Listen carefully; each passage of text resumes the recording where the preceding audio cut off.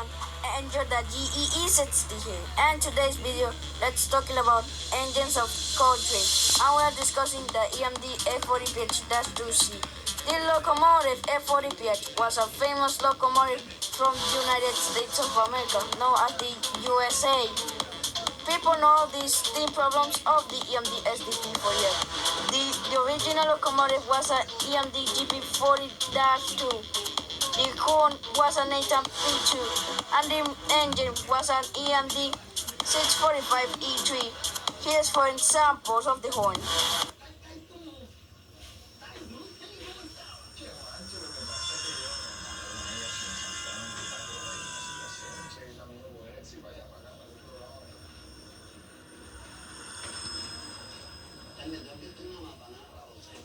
Thanks for watching Engines of Caltrain.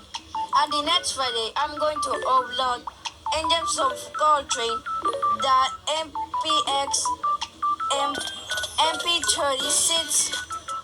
So subscribe to my channel and smash to a like and goodbye.